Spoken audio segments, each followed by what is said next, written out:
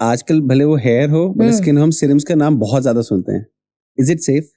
It's superb. देखिए मैं आपको एक बात बताती हूँ. जैसे हेयर के लिए आपने मेंशन किया, तो ऑयल, लोग आज भी बाल झड़ते हैं तो लोग बोलते हैं कि नहीं तेल लगा लो, तेल लगा लो. प्रॉब्लम क्या है, तेल लगाने पे जब हम तेल को धोते हैं तो हम बालों को बहुत रगड़ देते हैं एंड फिर खूब हेयर फॉल होता है. अगेन हेयर ब्रेकेज बहुत होता है या वो रूट वीक होती है.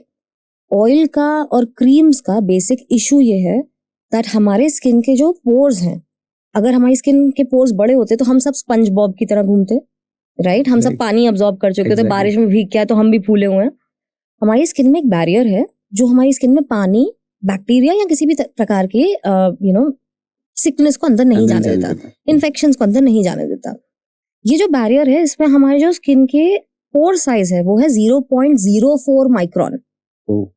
0.04 माइक्रोन. सो वो इतना छोटा है कि उसमें अगर आप तेल लगाओ, क्रीम लगाओ, कुछ भी लगाओ, कुछ भी अब्सॉर्ब नहीं हो रहा है. ज्यादातर क्रीम्स जो होती हैं वो ह्यूमक्टेंट्स की तरह, ह्यूमक्टेंट का मतलब है ऊपर से एक बैरियर बनाती हैं जो स्किन में ऑलरेडी एग्जिस्टिंग मॉइस्चर को लूज नहीं करने देती. वो प्रोटेक्ट कर सकती है, ऊपर एक तरह का रेनकोट बन जाती हैं.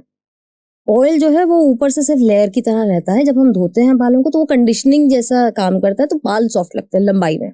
पर अगर हम ये कहें कि ऑयल हमारे स्कैल्प में अब्सॉर्ब हो रहा है, नहीं हो रहा. क्रीम हमारी स्किन में अब्सॉर्ब हो रही है, नहीं हो रही. अब्सॉर्ब क्या होता है, इन्हीं चीजों में एक्टिव इंग्रेडिएंट्स होते हैं जो नैनो पार्टिकल के फॉर्म में यूज होते हैं. तो अब इन्होंने टेक्नोलॉजी थोड़ी सी आगे बढ़ाई.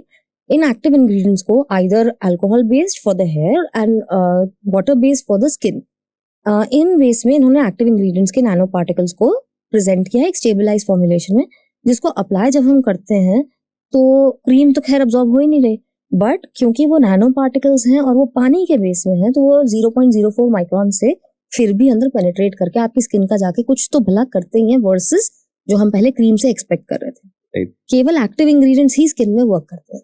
तो जो हेयर्स में सीरम में जो आप बोल रहे हैं अल्कोहल बेस होता है, is alcohol safe for hairs? Okay, I will explain you.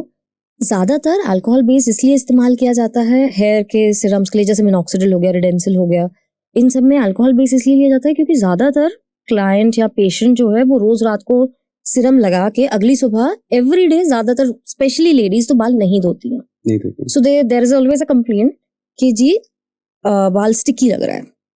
So there came alcohol thing. तो इसमें अब अलग परसेंटेज होते हैं अल्कोहल के. अल्कोहल से बेसिकली वो इवेपोरेट कर जाता है, इंग्रेडिएंट अपना पेनिट्रेट होता है और वो फिर इवेपोरेट कर जाता है, तो स्टिकीनेस नहीं आती.